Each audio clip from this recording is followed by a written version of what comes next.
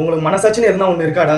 எல்லாத்தையும் பிளான் பண்ணிட்டு எதுவுமே தெரியாம என்னாம ஆக்டிங் பண்றீங்கடா. நேத்து கரூர்ல நடந்த டெத்துக்கும் இன்ஜுரிஸ்க்கும் இது எல்லாத்துக்கும் டிவிக்கே தான் காரணம்னு கார்னர் பண்ண பாக்குறாங்க. ஏற்பட்ட இழப்பு எல்லாரும் மனசையும் பாதிச்சிருக்கும். இது நடந்து சில மணி நேரங்கள்லயே நம்ம முதல்வர் அங்கிள் என்ன பண்ணிருக்காருன்னா, இறந்த குடும்பத்துக்கு எல்லாருக்கும் 10 லட்சம்னு அறிவிச்சிருக்காரு. அப்புறமா தான் புரிஞ்சது எல்லாத்தையும் திட்டமிட்டு செய்த செய்தின்னு. இந்த பஸ் கிட்ட நிறைய பேர் இருக்காங்கன்னு தெரிஞ்சியும் வேணும்னே கரண்ட் கட் பண்ணி விட்டுருக்காங்க. அது மட்டும் இல்ல, போலீஸ் போர்ஸும் கம்மியா தான் கொடுத்துருக்காங்க.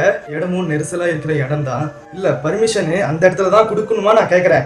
வேற இடத்துல கொடுக்கறது இடமே இல்லையா? விஜயண்ணா மேலையும் விஜயண்ணா கட்சி மேலையும் பள்ளியை தூக்கி போட என்னமா பிளான் பண்றீங்கடா? கடைசியில உசுறு மேல விளையாட்டீங்களா டே? ஒரு மக்கள் மீட்டிங் பண்றதுக்கு தனியா அவர் கேட்ட இடத்த கொடுத்துருந்தா இந்த ப்ராப்ளம் வந்திருக்குமா? அவர் கேட்ட இடத்த நீங்க பர்மிஷன் கொடுத்துருந்தீங்கன்னா எந்த பிரச்சனையும் வந்திருக்காது.